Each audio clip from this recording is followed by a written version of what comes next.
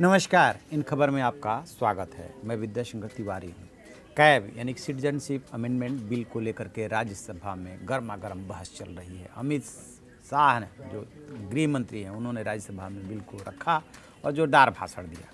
जवाब में कांग्रेस के आनंद शर्मा खड़े हुए और उन्होंने वो धज्जियाँ उड़ाने की कोशिश की जो कल लोकसभा से लेकर के राज्यसभा तक वो कांग्रेस को घेर रहे थे। पूरी की पूरी जो रणनीति है वो है कि किसी तरह से राज्यसभा में इस बिल को पास कराना है और विपक्ष की रणनीति ये है कि राज्यसभा में 20 संशोधन कम से कम पेश करने हैं और इस बिल को पास नहीं होने देना। ये जो आंकड़ा है सत्ता पक्ष और विपक्ष का, ये 119 से लेकर के 124 के बीच में घूम रहा है और जबकि जो विपक्ष का आंकड़ा है वो जो है 100 से लेकर के 108 के बीच में घूम रहा है। पूरी की पूरी रणनीति टिकी हुई है उन राजनीतिक दलों पे जिनका रुख एकदम से साफ नहीं है। वो इधर भी जा सकते हैं और उधर भी जा सकते हैं। बीजेपी और एनडीए की जो रणनीति है वो उन्हीं 3-4 दलों पे है जो पिछली बार उसका साथ दिए थे, यानी कि 370 पे और 3 तलाक पे। इसमें सबसे पहला नंबर है बीजेडी का, यानी बीजू जनता दल, जिसके मुखिया नवीन पटनायक है, उड़ीसा के मुख्यमंत्री हैं। उनकी तरफ से अभी तक कोई शर्त नहीं आई है। उनके 7 राज्यसभा में सांसद है और ये वो दल हैं जो न एनडीए के साथ है और न यूपीए के साथ हैं। नवीन पटनायक की पार्टी जो है राज्यसभा में इनका समर्थन कर सकती है क्या करेगी, क्योंकि वो विरोध नहीं कर रही है। दूसरा नंबर जो है वो टीआरएस का, उसके 6 सांसद है। टीआरएस ने उन दोनों बिल पर एनडीए का साथ दिया था, सरकार का साथ दिया था, लेकिन अब की बार बात इसलिए अटक गई है कि तेलंगाना का 4500 करोड़ जो है वो जीएसटी के मद में बाकी है। उसको लेकर के वहाँ के जो चीफ मिनिस्टर हैं के चंद्रशेखर राव, उन्होंने देश की वित्त मंत्री निर्मला सीतारमण को पत्र लिखा था। वो चाहते हैं कि तत्काल इस पैसे को रिलीज किया जाए और इधर से पैसे को रिलीज नहीं किया जा रहा है, तो इसको लेकर के वो थोड़ा बिदके हुए हैं। दूसरी उनकी जो दिक्कत है वो आ रही है तेलंगाना में मुस्लिमों की संख्या। बेशक जो यहाँ पे मुस्लिम रह रहे हैं पहले से, उनके सिटीजनशिप को लेकर के कोई मुद्दा नहीं है, ना ही उनकी सिटीजनशिप छीनी जा रही है। और जो बाहर से आते हैं उनको सिटीजनशिप देने का जो पहले से तरीका चला आ रहा है, जो कानून है 1955 का, वो एज इट इज़ है।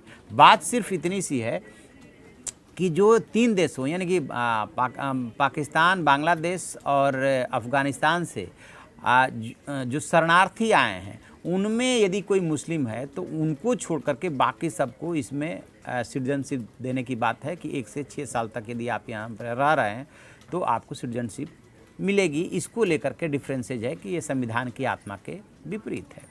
बीजू जनता दल का क्लियर हो गया, वो सरकार के साथ जा रही है। और टीआरएस जो है इसमें अगेंस्ट जा रही है। अभी तक शाम तक यदि कोई उसका स्टैंड बदल जाए तो कह नहीं सकते हैं, क्योंकि आजकल राजनीतिक दलों का सुबह कोई और स्टैंड होता है और शाम को कुछ और। तो बीजेपी और एनडीए की तरफ से कोशिश ये है कि यदि आप हमारे साथ नहीं आ सकते टीआरएस, तो आप वॉकआउट कर जाइए। इस पे काम चल रहा है।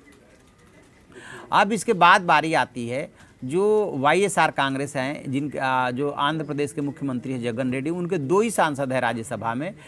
उन्होंने इससे पहले जो 2 मुद्दे थे उस पर जो है सरकार का समर्थन किया था, इस बार भी समर्थन कर सकते हैं। लेकिन उनका कहना यह है कि राज्यसभा में पार्टी अपना रुख रखना चाहती है और वो ये कह रहे हैं कि इस बिल के समर्थन में वोट भी करेगी, बट ये चाहती है कि और भी कुछ देशों को शामिल किया जाए और इसमें कुछ वो अपना सुझाव देगी। तो जगन रेड्डी की भी पार्टी आ रही है साथ में। अब बचती है शिवसेना। शिवसेना ने सस्पेंस बना करके रखा हुआ है। जिस तरीके से शिवसेना प्रमुख उद्धव ठाकरे और पार्टी के प्रवक्ता वरिष्ठ नेता संजय राउत ने कहा कि स्टैंड बदल सकता है और उन्होंने 25 साल तक वोटिंग राइट न देने की बात कही, तो वो सस्पेंस बना हुआ है। क्योंकि शिवसेना एक तरफ एनसीपी कांग्रेस को नाराज़ नहीं करना चाहती, क्योंकि महाराष्ट्र में उसके भरोसे सरकार चला रही है, और बीजेपी को नाराज़ करने से ज़्यादा उसे अपने वोट बैंक की चिंता है कि ये हिंदुत्व का मुद्दा है और हिंदुत्व के मुद्दे पे यदि वो साथ नहीं आती है, वोट नहीं करती है, तो फिर उसके वोट बैंक का नुकसान होगा, उसका नुकसान होगा, फिर वोट बैंक छिटकेगा। तो एक शिवसेना के सामने एक विकल्प ये भी है कि एकदम से, चूंकि लोकसभा में समर्थन किया है बिल का, तो राज्यसभा में वो कैसे विरोध में जा सकती है, तो वो भी वॉकआउट कर जाए। तो जो सरकार की मोदी सरकार के जो रणनीतिकार हैं अमित शाह, उनकी स्ट्रेटजी इस बात पे है कि यदि जो दल या जो राज्यसभा सदस्य हमारा समर्थन इस बिल पर नहीं कर सकते तो फिर वॉकआउट करें। तो इसके लिए जो संसदीय कार्य मंत्री होते हैं और बैकडोर चैनल से जो बात की जाती है पर्दे के पीछे से, उसमें नेताओं को यही मनाया जाता है, पार्टियों को यही मनाया जाता है कि ठीक है, आप अपनी वो लोग अपनी मजबूरी गिनाते हैं कि फिर तो राजनीतिक हमारा नुकसान हो जाएगा, कि आपका नुकसान भी ना हो और सरकार भी मुसीबत में न आए, लिहाजा आप वॉकआउट कर जाइए। तो देखते हैं कि कौन कौन से दल वॉकआउट करते हैं, कौन से बिल के समर्थन में आते हैं, कौन विपक्ष में जाता है यानी कि विरोध करता है, ये देखने वाली बात होगी। देखते हैं जैसे वोटिंग होगी शाम को रात तक, तब हम आपको बताएंगे। आप देखते रहिए हमारा डिजिटल चैनल इन खबर। Thank you. इन खबर चैनल को सब्सक्राइब करें और बेल आइकन दबाना ना भूलें।